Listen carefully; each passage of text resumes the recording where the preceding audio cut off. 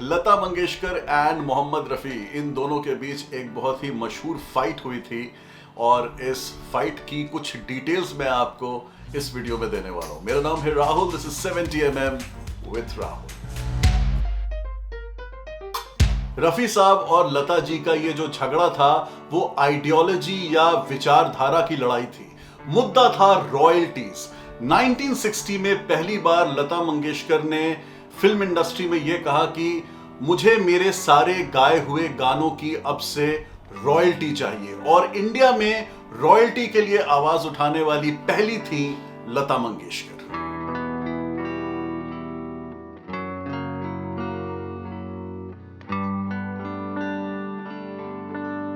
आखिर रॉयल्टी है क्या? आखिर लता मंगेशकर चाहती क्या थी? 1960 जब लता मंगेशकर ने पहली बार रॉयल्टी के लिए आवाज उठाई थी, उस जमाने में किसी भी गायक या सिंगर को music companies one time payment, एक बार पैसा देती थी और उसके बाद वो गाना म्यूजिक कंपनी की प्रॉपर्टी हो जाता था। उस गाने से वो म्यूजिक कंपनी जिंदगी भर पैसा कमाती थी और कुछ केसेस में वो म्यूजिक कंपनी उस कमाई का एक छोटा सा हिस्सा म्यूजिक डायरेक्टर को देती थी।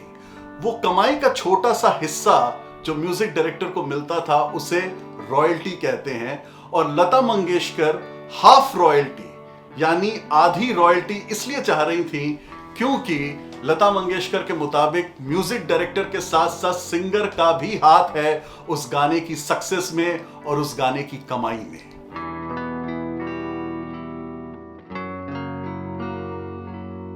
यह करीब 1961-62 की बात है जब लता मंगेशकर ने पहली बार रॉयल्टी की डिमांड रखी थी, और उस समय इंडियन फिल्म इंडस्ट्री में दो ग्रुप्स बन गए गायकों के। एक तरफ थी लता मंगेशकर, किशोर कुमार, तलत महमूद और मन्ना डे जैसे सिंगर्स, और दूसरी तरफ थे रफ़ी साहब और आशा भोसले। रफ़ी साहब और आशा भोसले वाले ग्रुप को रॉयल्टी नहीं चाहिए थी। उनके मुताबिक एक सिंगर को गाना गाने का अगर मेहनताना एक बार दे दिया जाए तो वही उसकी कमाई है, जिंदगी भर रॉयल्टी की डिमांड नहीं करनी चाहिए, ऐसा रफ़ी साहब और आशा भोसले मानते थे।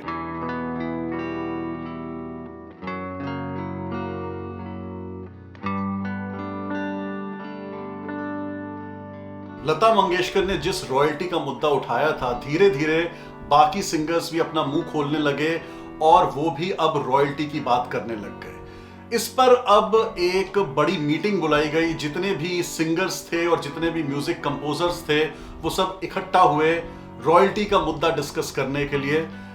लता मंगेशकर ने उस मीटिंग में ये कहा कि रॉयल्टी चाहिए, रफ़ी साहब ने कहा नहीं चाहिए, और ये तू मैं कुछ ज्यादा बढ़ गई। रफ़ी साहब सडनली उस मीटिंग में खड़े हुए और ये कहा कि मैं आज से लता के साथ गाना नहीं गाऊंगा। लता जी को भी गुस्सा आ गया, वो भी खड़ी हुई और उन्होंने कहा कि मैं भी आज से आपके साथ गाना नहीं गाऊंगी। ये कहकर लता मंगेशकर उस मीटिंग से बाहर निकल गई और जितने भी कंपोजर्स थे, म्यूजिक डायरेक्टर्स थे, सबसे ये कह दिया कि आज से आप मेरा और रफ़ी साहब का कोई भी गाना एक साथ मत अरेंज करिएगा।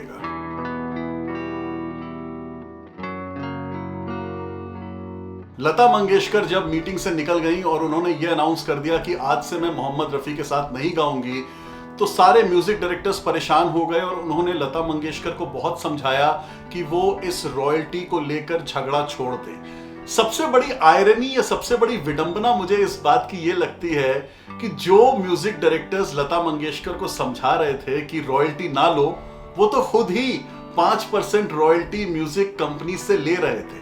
लता मंगेशकर ने यही बात शंकर जयकिशन, नौशाद और एसडी बर्मन जैसे लोगों से कही कि आप तो 5% रॉयल्टी ले रहे हैं, लेकिन जिन गानों के लिए आप रॉयल्टी ले रहे हैं मत भूलिए कि उसमें मेरी आवाज भी शामिल है।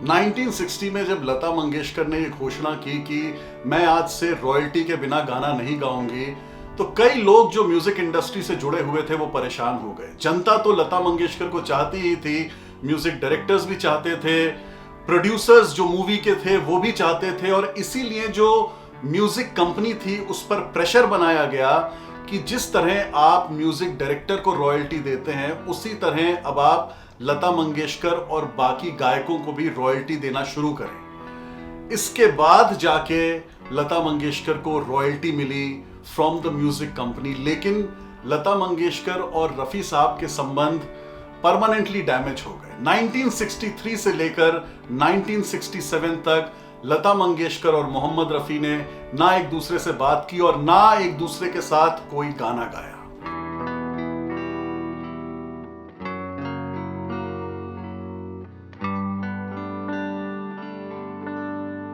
जब भी दो दिग्गज आपस में भिड़ते हैं तो दो खेमे, दो ग्रुप्स तैयार हो जाते हैं। Music director Madan Mohan Lata Mangeshkar group में थे, इसलिए उन्होंने लता जी को रिप्लेस नहीं किया। मेल वॉइस में रफी साहब की जगह महेंद्र कपूर की आवाज को इस्तेमाल करने लग गए। लेकिन बाकी जो म्यूजिक डायरेक्टर्स थे उनमें से ज्यादातर लोगों ने रफी साहब को कांस्टेंट रखा और लता मंगेशकर को रिप्लेस करके सुमन कल्याणपुर और आशा भोसले की आवाजों को इस्तेमाल करना शुरू किया। सुमन कल्याणपुर ने खासकर अपनी लाइफ के सबसे बड़े गाने इसी दौरान गाए, क्योंकि एक तो उनकी आवाज बहुत अच्छी थी, लता मंगेशकर से बहुत करीब थी और उनका एटीट्यूड भी बहुत अच्छा था, बहुत ही सिंपल थी। जो भी म्यूजिक डायरेक्टर कहता था वो कर देती थी। तो सुमन कल्याणपुर को खासकर इन दिनों बहुत गाने मिले।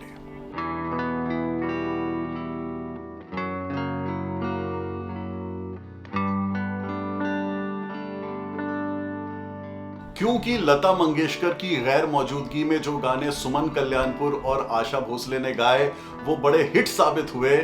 कई म्यूजिक डायरेक्टर्स जो लता मंगेशकर के हितैषी थे उन्होंने लता जी को यह समझाया कि अगर आप इसी तरह अपनी बात पर अड़ी रहीं और रफी साहब के साथ ये झगड़ा चलता रहा तो जल्द ही आपको काम मिलना और कम हो जाएगा और आप इंडस्ट्री से बाहर हो जाएंगे। तो कई लोगों के समझाने के बाद लता मंगेशकर ने मोहम्मद रफी साहब से पैचअप करने की सोची। हाउएवर लता मंगेशकर का वर्जन कुछ और है। वो ये कहती हैं कि रफी साहब ने मुझे एक माफीनामा लिखकर भेजा था म्यूजिक डायरेक्टर जय किशन के हाथों और उस माफीनामा के मिलने के बाद ही मैं राजी हुई रफी साहब के साथ दोबारा गाना गाने के लिए। इस माफीनामा वाली थ्योरी को पूरी तरह से रिजेक्ट किया है रफी साहब की फैमिली ने। इनफैक्ट रफी साहब के बेटे ने चैलेंज भी किया था लता मंगेशकर को कि अगर ऐसा कोई माफीनामा है तो वो इसे प्रोड्यूस करें, वरना रफी साहब का नाम खराब करना बंद करें।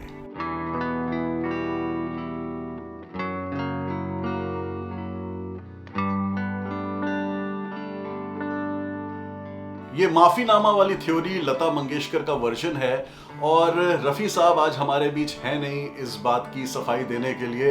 हाउएवर एक बात बिल्कुल सच है, वो ये है कि जिस दौरान इन दोनों का झगड़ा चल रहा था कई दिग्गज म्यूजिक डायरेक्टर्स ने लता मंगेशकर को समझाने की कोशिश की, भरपूर कोशिश की कि आप अपना गुस्सा थूक दीजिए और दोबारा से रफी साहब के साथ गाने को तैयार हो जाइए।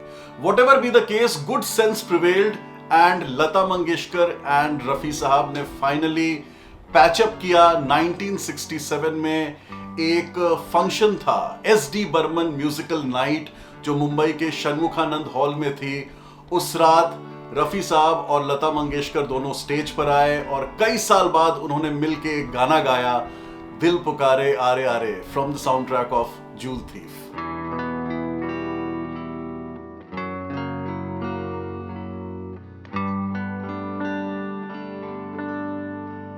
अगर आप ये सोच रहे हैं कि रफी साहब और लता जी जब वापस मिले तो दोनों ने दिल पुकारे आरे आरे ये गाना कैसे गाया, क्योंकि ये गाना तो जूल थीफ का है। जूल थीफ 1967 में रिलीज हुई थी और दोनों तो पिछले कुछ सालों से एक दूसरे से बात भी नहीं कर रहे थे।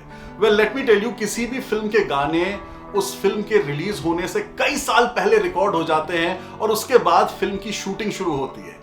तो ये जो गाना था जूल थीफ का दिल पुकारे, ये 1963 के पहले ही रिकॉर्ड हो चुका था और इसीलिए ये वो गाना बना जो फाइनली लता मंगेशकर और मोहम्मद रफी ने अपने रीयूनियन पर गाया।